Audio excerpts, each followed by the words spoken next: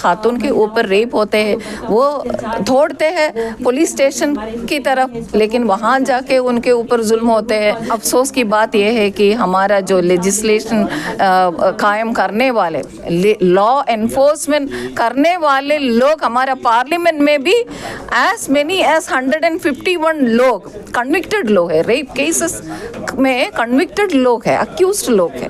दोस्तों, आज़ादी के इतने साल बाद भी ख़वातीन पर जुल्म का सिलसिला जारी है।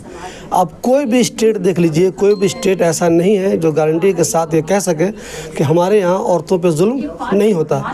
हुकूमतें बदलती गई मगर ख़वातीन पे जुल्म का जो सिलसिला था वो आज भी जारी है। अफसोस की बात यह है कि हम लोग इस मामले में ज़रा सिलेक्टिव हैं। आए दिन हिंदुस्तान के हर शहर से, हर स्टेट से रेप की खबरें आती रहती हैं, ख़वातीन पर जुल्म की खबरें आती रहती हैं, मगर अफसोस की बात यह है कि मीडिया भी, नेता लोग भी और आवाम भी किसी एक इशू को तो बहुत ज़्यादा उछाल देते हैं, बाकी बिल्कुल दूसरों वालों को पूरी तरह से गायब ही कर देते हैं। इन दिनों आप देखते होंगे, ऐसा लगता होगा कि सिर्फ कोलकाता में ही एक रेप हुआ है, जबकि रोज़ाना अगर आप अखबार पढ़ते हैं तो रोज़ाना ही रेप की खबरें कहीं न कहीं से आती रहती हैं। हमारे साथ अभी रहमतुन्निसा हैं, जमात इस्लामी हिंद की जो वीमेन विंग है उसकी नेशनल सेक्रेटरी हैं। जमात इस्लामी हिंद ने इस सिलसिले में एक नेशनल कैंपेन पूरे 1 महीने का चलाने का फैसला किया है। मैडम, ये जो कैंपेन शुरू करने का फैसला किया आपने, एग्जैक्ट क्या है इसमें? इस कैंपेन के ज़रिए हम पूरे मुल्क को ये बताना चाहते हैं कि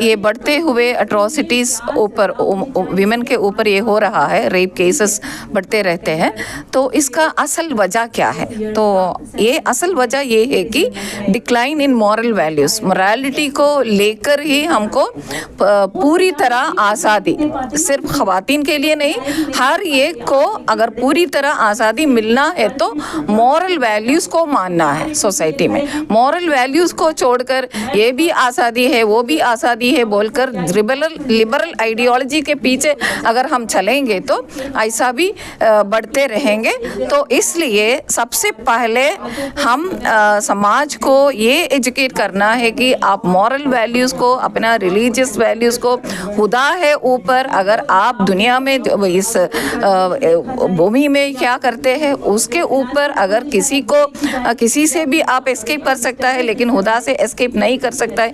आप आंसरेबल है, अकाउंटेबल है, सब लोग आंसरेबल है, फैमिली में माँ बाप आंसरेबल है, एजुकेशनल इंस्टीट्यूशंस में टीचर्स आंसरेबल है, हमारा पूरा एजुकेशन सिस्टम चलाने वाला आंसरेबल है, मीडिया आंसरेबल है, हमारा पॉलिटिशियंस आंसरेबल है। लेकिन अफसोस की बात यह है कि हमारा जो लेजिस्लेशन कायम करने वाले, लॉ एनफोर्समेंट करने वाले लोग हमारा पार्लियामेंट में भी एज मेनी एज 151 लोग कन्विक्टेड लोग है, रेप केसेस में कन्विक्टेड लोग है, अक्यूज्ड लोग है।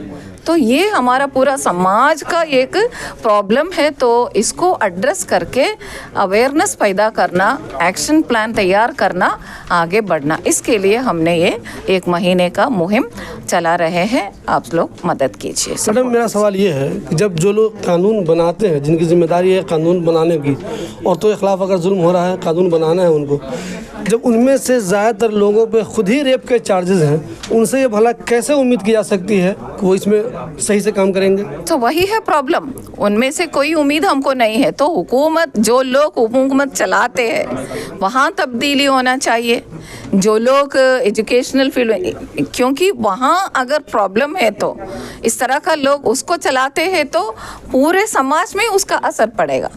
तो अच्छे लोग हमारा हुकूमत में आना चाहिए, अच्छे लोग, मॉरल वैल्यूज़ को मानने वाले लोग हमारा पूरा लीगल सिस्टम में, लॉ एनफोर्समेंट, ये खातून के ऊपर रेप होते हैं वो दौड़ते हैं पुलिस स्टेशन की तरफ, लेकिन वहाँ जाके उनके ऊपर जुल्म होते हैं। ये खातून एक बार रेप होकर जब वो हमारा सिस्टम की तरफ जाते हैं जस्टिस के लिए, उनके ऊपर 1000 टाइम बार बार बार उनको उस दैट एक्सपीरियंस पीछे उनको उस पे गुजरना पड़ता है। तो again and again she is being raped, mental torture होते हैं। ऐसा नहीं चलेगा। तो अगर आप मॉरल वैल्यूज को मानते हैं तो आप इस तरह का माइंडसेट बदल के आप काम करना है हर एक के लिए। मैडम, मेरा एक आखिरी सवाल ये है, इस मामले में बहुत से लोग सिलेक्टिव होते हैं। एक तरफ तो एक रेपिस्ट को आप स्वागत कर रहे हैं, फूल माला पहना रहे हैं उनको, दूसरी तरफ एक रेपिस्ट है, फैसला अभी हुआ भी नहीं है, अदालतों से उसका फैसला हुआ नहीं, आपने उसका घर बुलडोज कर दिया।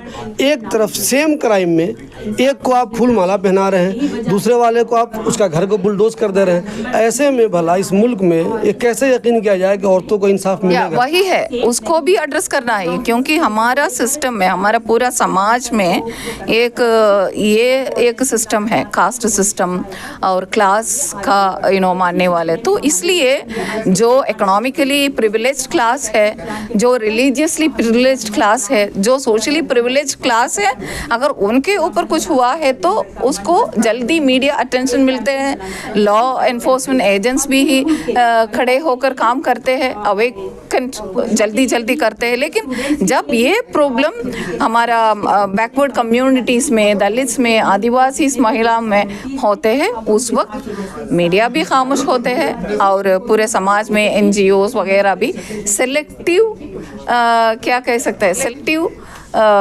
साइलेंस। ये बहुत बड़ा प्रॉब्लम है हमारा मुल्क में। क्या हो रहा है, कैपिटलिज्म का असर प्लस हमारा inequality in society, caste system और इस तरह का चीज़ों को लेकर। तो ये दोनों मिलकर इकोनॉमिक सिस्टम में भी इनइक्वालिटी है। जो रिच है बहुत रिच है, लेकिन जो पुअर है बहुत है, तो पुअर पीपल बहुत ज़्यादा है हमारे मुल्क में। तो ये सब चीज़ मिलकर हमारा मुल्क का जो प्रॉब्लम है वो और बहुत बिगड़ते हैं, बहुत ज़्यादा। देखिए दोस्तों, ख़वातीन पे जुल्म का सिलसिला हमेशा से जारी रहा है। इसकी जो सबसे मेन वजह यह है सिलेक्टिव सोच। आप एक मामले में चाहते हैं उसे फ़ौरन सज़ा मिल जाए, और दूसरे मामले में जब आपका अपना बंदा कोई इस गलत काम में शामिल होता है तो आप चाहते हैं नहीं वो तो बच जाए, हम उसका स्वागत कर लें, हम उसकी तारीफ़ करें, उनके फेवर में आ जाएँ। इस वजह से ये जो सिलसिला है, ये गंदा सिलसिला है, बहुत बुरा सिलसिला, ये रुकने का नाम नहीं ले रहा है।